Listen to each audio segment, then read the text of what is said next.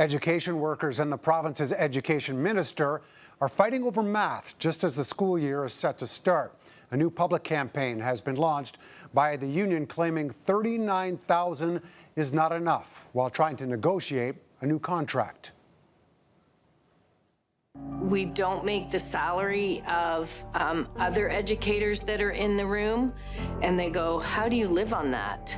The voices of education assistants, custodians, and school librarians are being heard with the help of a new website as part of a new ad campaign from the union representing them. CUPE outlines what it says are the numbers reflecting wage cuts and financial hardships that 55,000 of its members have faced and why they need higher wages. It was really important for us to really put the information out there to talk about who we are and why it's so important that the issues that are facing us are addressed this round of bargaining. Both sides have accused the other of using bad math, with CUPE's example of $39,000 per year based on all workers, no matter their hours.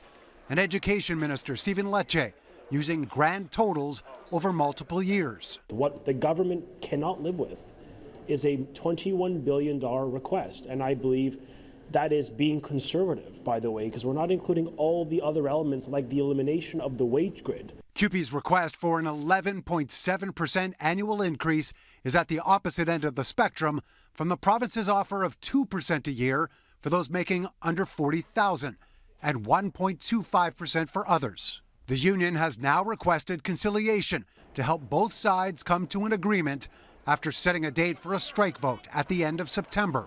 My hope is they'll stay at the table instead of turning to conciliation, which is another step towards a strike. They are on a clear pathway to a strike. My hope is they will take a step back, stay at the table, and focus on getting to a deal that is fair for all of us, something we could all live with. A strike can be averted. A strike should be averted, but it requires him to direct his team on the table to make sure that there are adequate dates and that they're bringing real proposals that respect the work of the people who are doing the work in the province of Ontario. The same people they've featured as part of the latest campaign to make the case in the public eye for an increase of $3.25 per hour. Inflation and everything else is making it very difficult for us to even pay bills, make ends meet.